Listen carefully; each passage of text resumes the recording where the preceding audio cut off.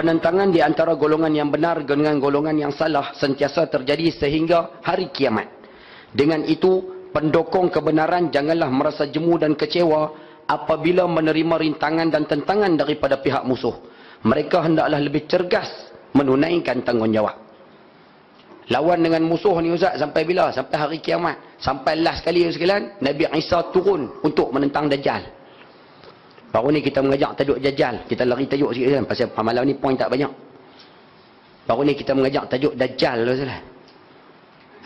Di antara makhluk ataupun di antara fitnah yang paling ditakuti oleh Nabi SAW adalah Dajjal.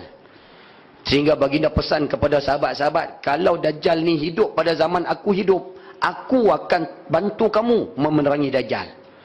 Tapi kalau aku hidup ataupun Dajjal itu datang sewaktu aku telah wafat, kamu hendaklah bergantung kepada Allah Subhanahu Wa Taala. Nabi pesan dah. Dajjal ni untuk maklumat sekalian, dia lahir pada zaman Nabi Sulaiman. Dajjal, Nabi Sulaiman. Dan dia masuk dalam kalangan minal munzarin. Munzarin ni kita tansik mudah, makhluk yang ditangguhkan ajal. Makhluk nyawa panjang, senang terjemah. Makhluk yang nyawa panjang ni ada 4. 2 baik, 2 jahat.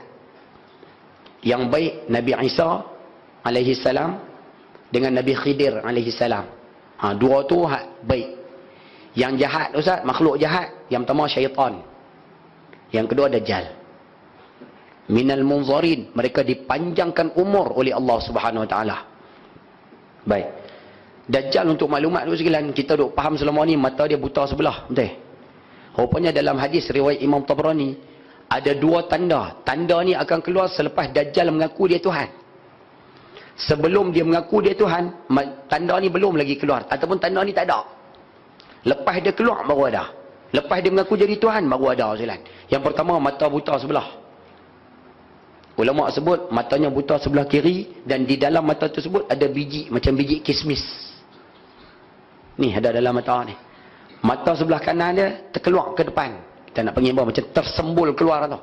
Tapi bukannya jatuh di bawah, tapi nampak terkeluar sikit. Jadi dua-dua mata dia cacat. Tapi tanda ni akan keluar selepas dia mengaku jadi Tuhan, selepas dia mengaku ataupun dia menjadi ketua negara. Dia bukan orang biasa, dia ketua negara. Tanda yang kedua, ayah pernah dengar tulisan di dahi dia, kaf, fa, ra. Tulisan tersebut akan muncul selepas dia mengaku jadi Tuhan. Sebab tu ulama-ulama Yaman, saya dapat mesej minggu lepas, 2 minggu lepas sekalian. Ada sahabat kita di Yaman hantar mesej, ulama-ulama di Yaman sekarang tidur malam hampir 8 orang. Mereka tidur, mereka mimpi Dajjal telah keluar, tapi tak tahu di mana.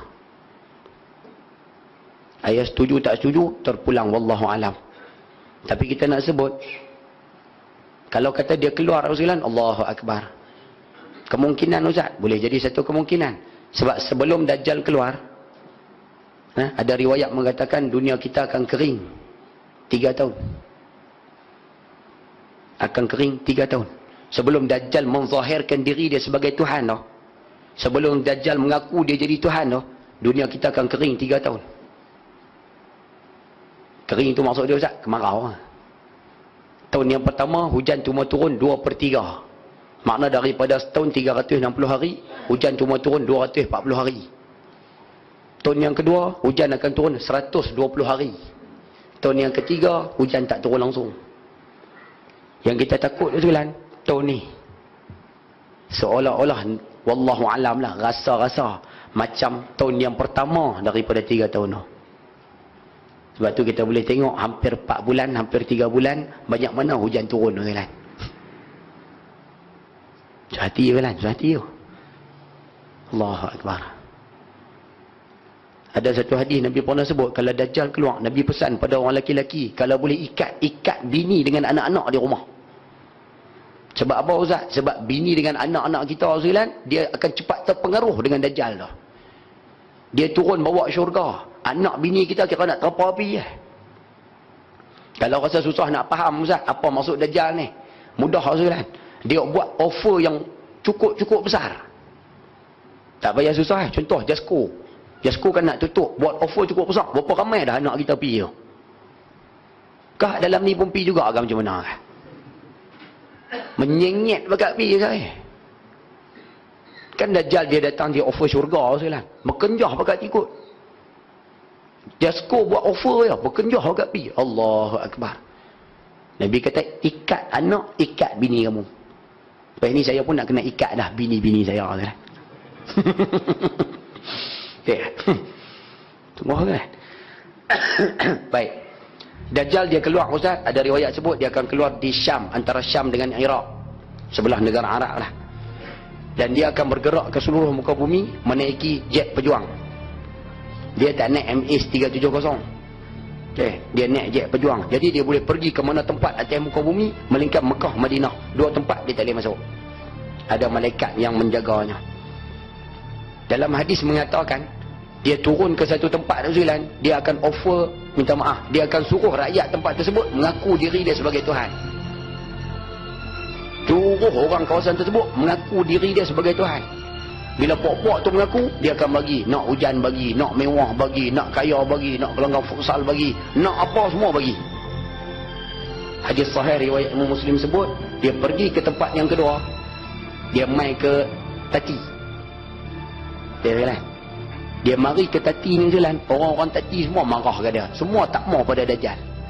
Hadis sahih riwayat Imam Muslim mengatakan, Dajjal akan berlalu dari tempat tersebut. Maksudnya dia balik. Dan esok kawasan tersebut, Tati itu akan jadi kawasan tanah licin tandus.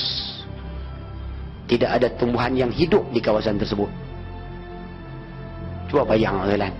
Kawasan yang dia lari tu ataupun kawasan yang dia balik tu, kawasan tu jadi tanah licin tandus. Translate mudah, jadi padang jarak, padang terkukur. Agak-agak dia buat apa?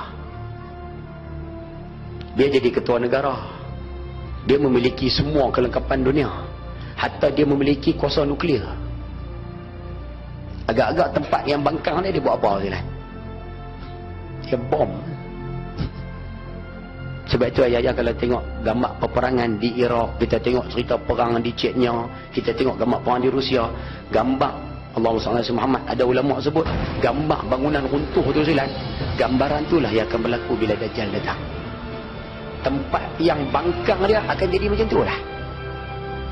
Sebab itu ada ulama-ulama kita sekarang duk pesan supaya apa? Hidup seumpama orang-orang dahulu kala Tuan. Belajar balik makan daun-daun kayu. Mula-mula belajar balik menggunakan alat-alat yang tidak berkait dengan elektrik. Belajar balik hidup dalam keadaan susah. Kerana orang yang hidup pada zaman Dajjal, dia akan menghadapi kesusahan macam ni. Hati lah, hati lah. Kita kau takut lah naknya ni. Allahu Akbar. Memang kita duk nak kalau boleh Islam tegak di muka bumi Ustaz. Tapi benda-benda besar seumpama ni kita takut lah. Saya secara peribadi, kita takut lah. Duk fikir adik-beradik, duk fikir mak ayah, duk fikir anak-anak, duk fikir isteri. Takut lah. Bila Dajjal datang, Allahu Akbar, dugaan dia cukup kuat. Cukup kuat. Nabi SAW sebut, Dajjal akan menguasai semua makanan di atas muka bumi. Dia monopoli semua sekali. Macam lah gula, siapa monopoli? Kalau kawan tu nak harga naik, kita terpaksa ikut lah. Dajjal, dia akan kuasai semua makanan di atas muka bumi. Sehingga sahabat-sahabat tanya, Ya Rasulullah, hadis ni hadis riwayat Imam Ibnu Majah. Ya Rasulullah, habis tu orang Islam akhir zaman nak makan apa Ya Rasulullah? Baginda menjawab, orang Islam akhir zaman ketika itu akan bertahlil, la ilaha illallah, bertasbih, subhanallah, bertakbir, Allahu Akbar, beristighfar, astaghfirullahalazim. Zikir tu akan menggantikan makanan. Adakah zikir tu mengenyangkan? Tak lah. Tapi zikir tu akan membuatkan orang Islam pada akhir zaman tu sabar dengan kelaparan. Poin mudah kita sebut, akhir zaman memang lapar semua kan. Tu terima mudah. Siapa boleh tahan? Alhamdulillah. Siapa tak boleh tahan dengan kelaparan tersebut, dia akan mula ikut Dajjal. Anak kita hari ni, daripada hidup dia sekalian, berapa kali dia puasa sunat? Sekali dengan kita pun tak puasa sunat kan? Takut-takut tu dia pakak menyengit ni ikut tu kan. Sehati lah, sehati. Faham ke saya duk cerita ni kan? Oh nampak senyap. Oh dia punya khusyuk. Sungguh lah. Sebab tu kita minta sama-sama buat balik ibadah Rasulullah, sama-sama berpuasa sunat balik, sama-sama membaca surah Kahfi seperti yang dipesan oleh Nabi SAW. Banyak-banyakkan baca surah Kahfi, insya-Allah Allah akan selamatkan kita daripada fitnah ujian Dajjal ni. Ayat 1 sampai 10 kena baca arah. Nah, mulai daripada hari ini Rasulullah. Mudah-mudahan sama-sama ambil pengajaran insya-Allah. Dajjal cuma datang atas muka bumi tak lama, 40 hari. Kemudian Nabi Isa akan turun, dan kemudian Nabi Isa akan membunuh Dajjal. Ya'juj Ma'juj Ustaz akan diperangi oleh orang-orang Islam. Ketika itu ayah akan tengok orang-orang yang sahabat perjuangan di dalam Islam, dia akan bersama dengan Nabi Isa alaihissalam. Golongan hak lawan Islam Ustaz, kebanyakan mereka akan ikut Dajjal ni lah. Sebab itu disebut dalam kitab kita ni, penentangan tersebut akan berlaku sampai kiamat tu. Akan ada puak sokong Nabi Isa, akan ada puak sokong Dajjal. Ada puak jadi tentera Dajjal, ada puak jadi pengikut Nabi Isa alaihissalam. Sampai kiamat lawan, sampai kiamat akan lawan ni lah.